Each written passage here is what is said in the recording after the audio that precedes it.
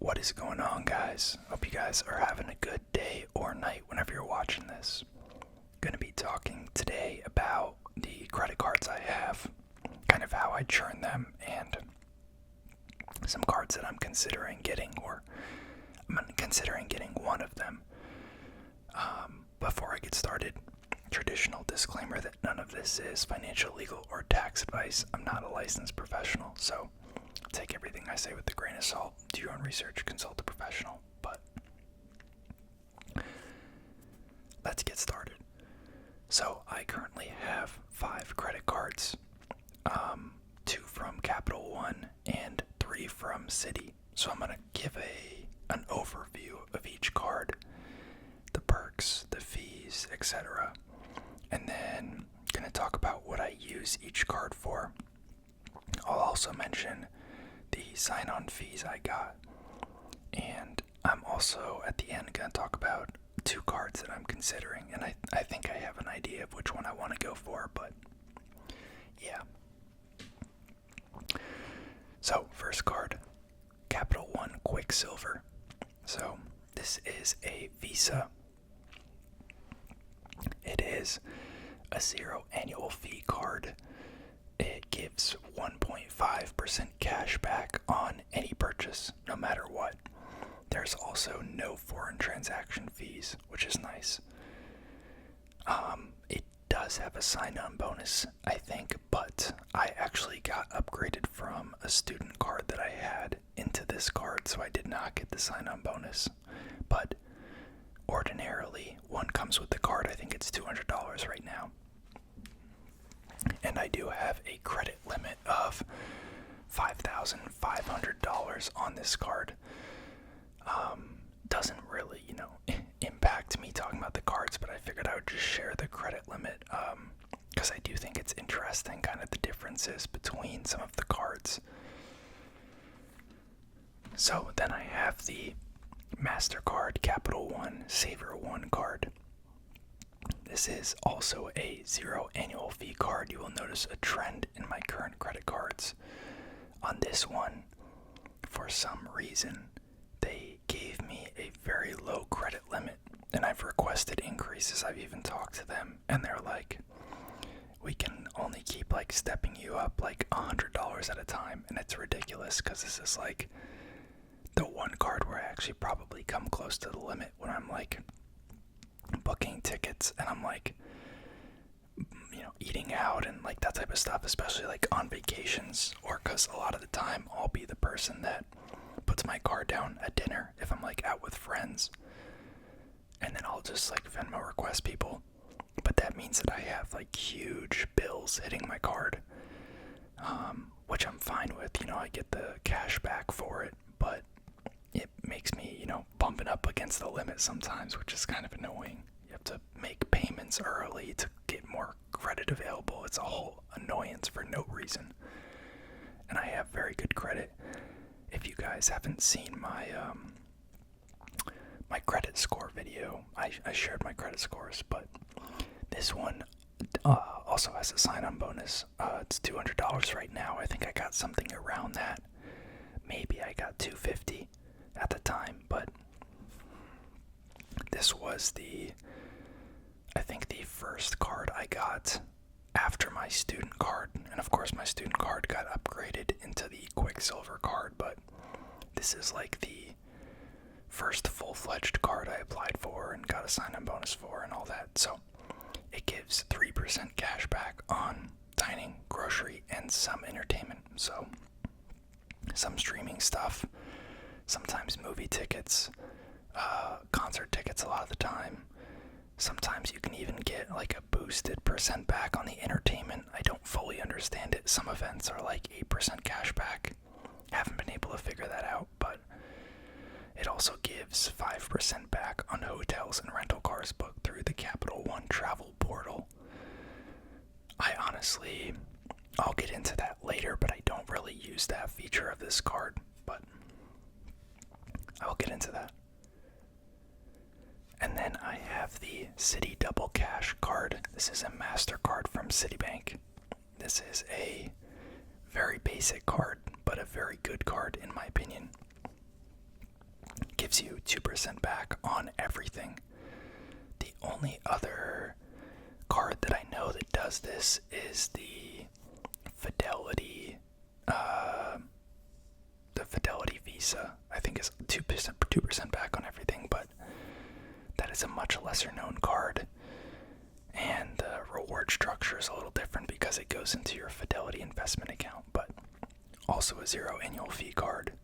My credit limit at Citi for all of my cards is way higher than at Capital One, which is funny because I got them after my Capital One cards.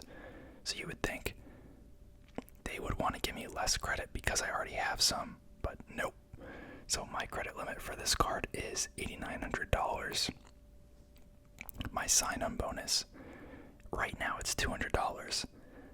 I could have sworn that I got at least $350 at the time. I know they move them around some, but I couldn't verify or find like the old reward I got, so I could be wrong. But this was my first Citi card, so my third credit card overall. And then we have the Citi Costco card. This is a Visa card, also no annual fee. You do have to have a Costco membership for it, but I already had one, so didn't matter. Again, very high credit limit, $8,500. I never touch that. It's got a number of perks. There's 4% cash back on gas stations, of course. 3% cash back on restaurants and Costco travel. I don't end up using that. My Saver One gives 3% back on restaurants as well. The annoying thing about Costco's card is a lot of C's, Capital One, Citibank, Costco, etc. The annoying thing about this card is your rewards cash gets accumulated over a year, and then at the end of February, you get a statement that you bring into the store physically, and they scan it and give you your cash back or credit. And there might have been some way to do it online, but it wasn't working for me. And it's just the going into the store thing doesn't bother me as much, but it's you get it once a year. It's I don't know, it's a little weird. And then obviously you get a discount or cash back on Costco purchases, so 2% back. You may be saying, why do you need the 2% back here if you have the double cash card?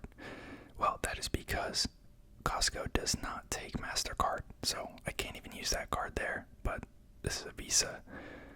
Before I got this card, I was using the Quicksilver card because that is the only other Visa that I own. And this one does not come with a sign-on bonus, unfortunately.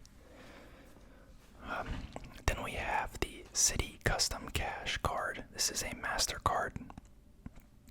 Also 0 annual fee. Also a high credit limit of $9,000. So you can see just across my 3 Citi cards, credit limit of $27,000 or something crazy.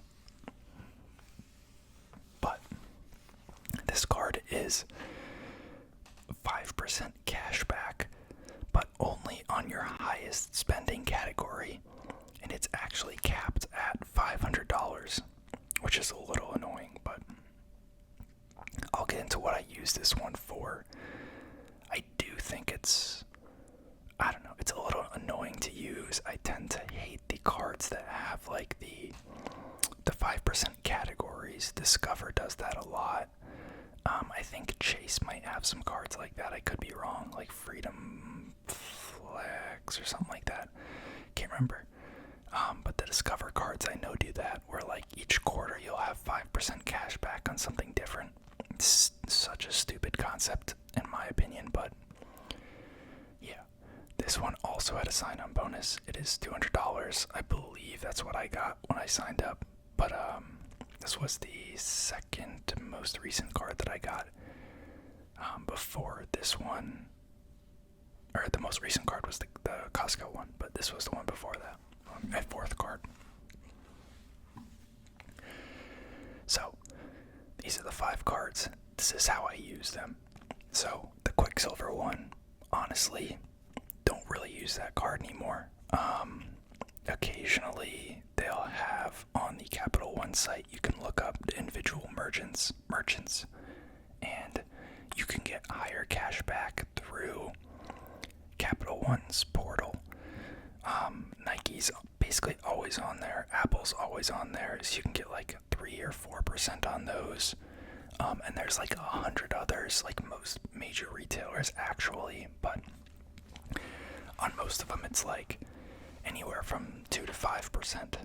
Sometimes you'll get lucky and there'll be one that's like 8, 10, 12, maybe 15%, but it's not something that I really check. It's only before I make purchases I'll go on and say, hey, is this retailer on here? If so, I'll use their portal and I'll buy through Capital One on this card. And I don't use Capital One Travel as much right now. I will get into that, but when I do, I use that card. And then, and also, like, it's very rare. It's not like I'm abroad very often, but I was abroad kind of recently, and I used this card, the Quicksilver, because it has no foreign transaction fees, unlike my city cards. But the Saver One card is my catch-all for restaurants and grocery stores, as well as any entertainment purchases, so movies, concert tickets. I think I have my streaming services on there. I believe those also get 3%, but that sees a lot of use. It's probably the Saver One and my City card, my Double Cash card, are probably my favorites. And then the Costco card gets all of my gas and obviously Costco purchases, so I get the 4% on the gas, I get the 2% on the Costco purchases. And then the custom cash. So I typically put travel purchases on this card up to the $500 limit, and after that you only get 1% back, so it makes sense to put it on the double cash. But if I have like a plane ticket that's like $200 or $300, I'll throw it on there, get 5% back. If I have a plane ticket and a rental car, let's say that's $500 total, boom, $25 back. So yeah, that's a nice card. I don't put a lot on it, because if I'm not getting the 5% and it's not going to be my highest category, I don't want to use it. It did used to be my travel, like my gas card before I got the Costco card, because I would put all my gas on there. It would never be more than $500, and I would get 5% back on gas. But it's been relegated since I got the Costco card. And then everything that doesn't fall under any of those 4 cards goes on my double cash for 2%. And that includes like a lot of my bills, utility, AT&T, like that type of stuff. Or just like everyday purchases, like if I'm at like Walmart or I'm buying something from a clothing store, like that type of stuff goes on there. Some of these cards do have like fringe benefits for like device protection or like extended warranties, but like I honestly don't keep track of that stuff. I probably should, but I don't think any of them have crazy enough perks in those categories for me to actually care about that stuff. And then 2 cards I'm considering. So you'll notice that these are both cards with pretty hefty annual fees. One is the Capital One Venture X, and the other is the Amex Gold card. So essentially what I'm looking for is a travel card primarily. I'm leaning towards the Capital One Venture X, and I think as you guys hear me talk about it, you'll see why, and you'll probably be on my side. But the Amex card is definitely, an honorable mention, and it is kind of a lot of the people that are big credit card churners on like YouTube and stuff, they really hype up the Amex Gold card and Amex points in general. I guess the portal is pretty good, but the Venture 1X is also a phenomenal card, in my opinion, that you don't quite hear about as much, but they both have a $750 sign-on bonus.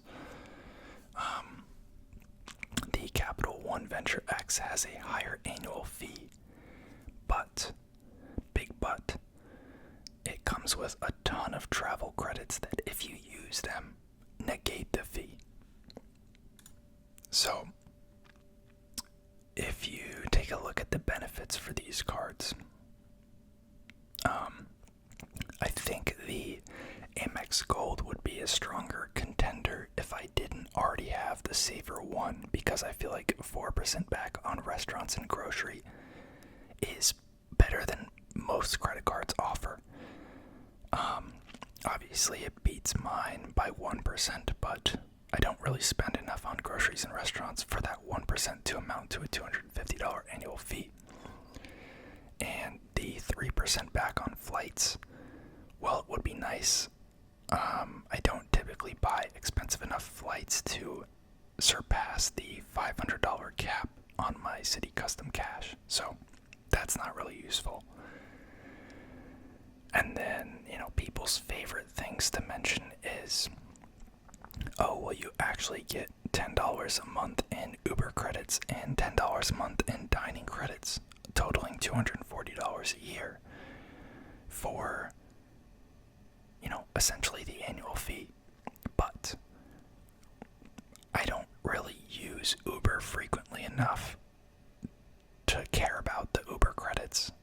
I can't remember if they accumulate or if you have to use them per billing cycle. If it's per billing cycle, that's even worse.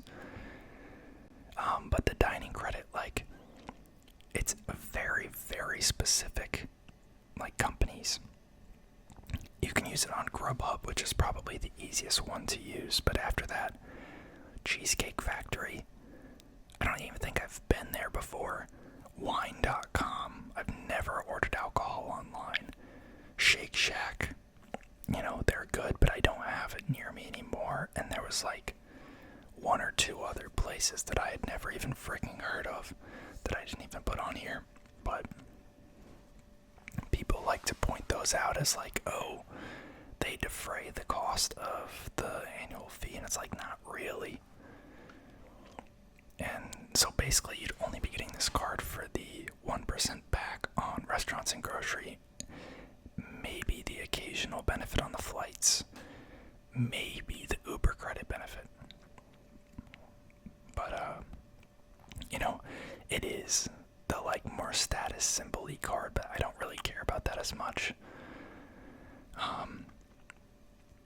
And so, yeah, for the cons, you need to spend a large amount to recoup the annual fee. If I actually ate out and traveled enough, I do think it would be worth it for me to have this card.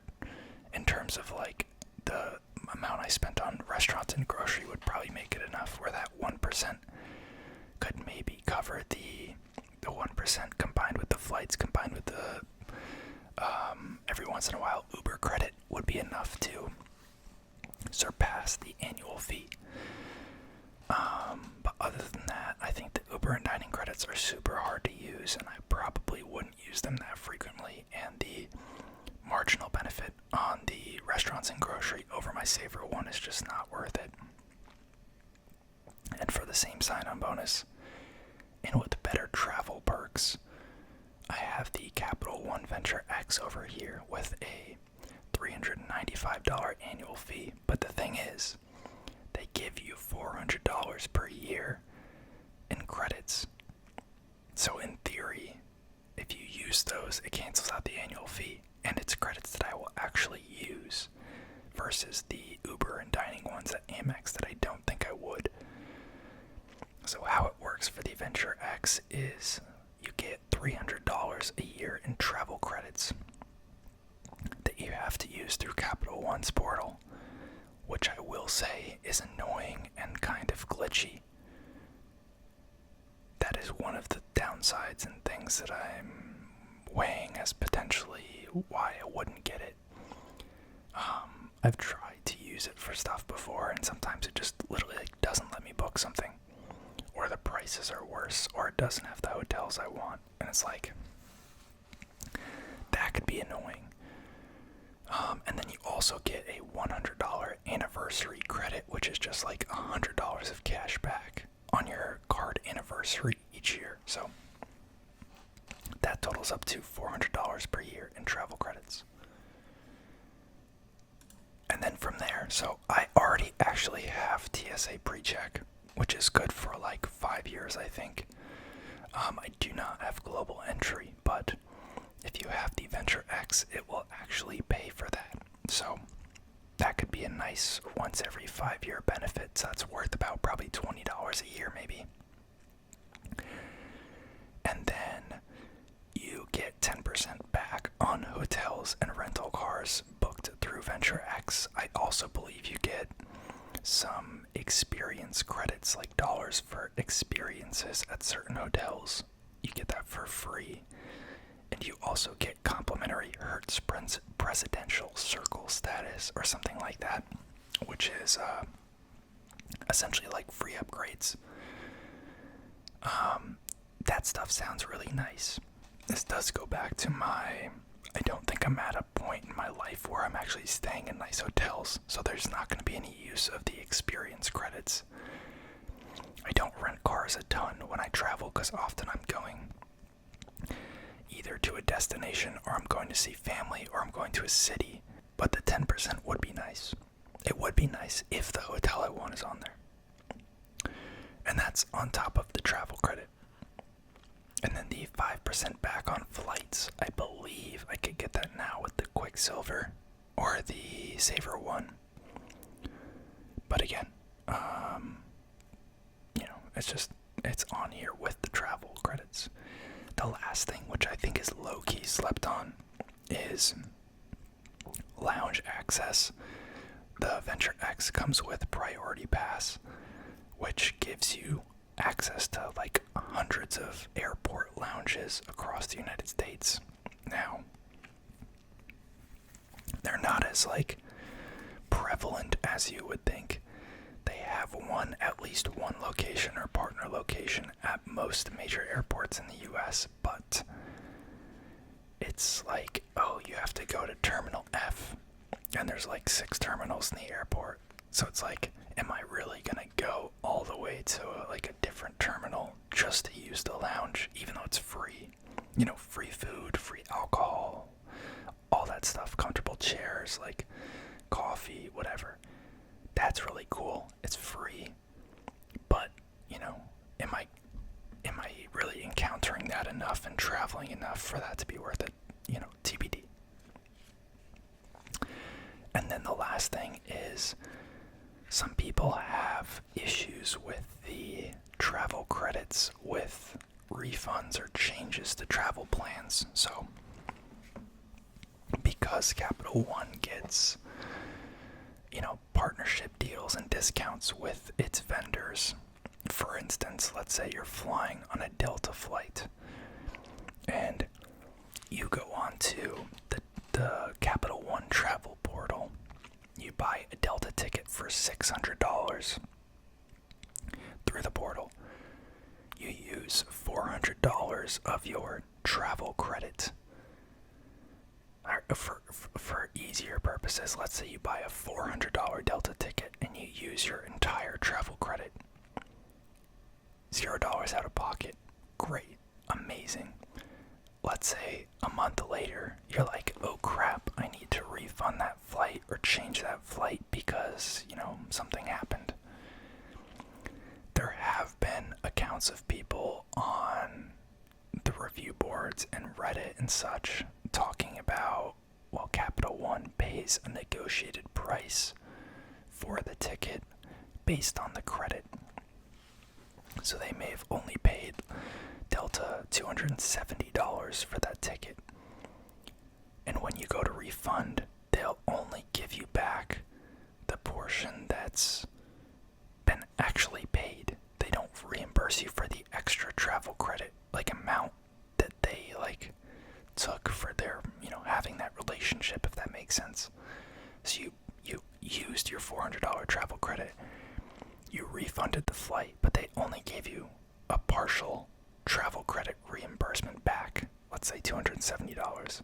They're having people saying that scares me a little bit, because I usually do book like the refundable or like no change fee tickets, but I don't really know if it would be a big enough hindrance to make it not worth it necessarily.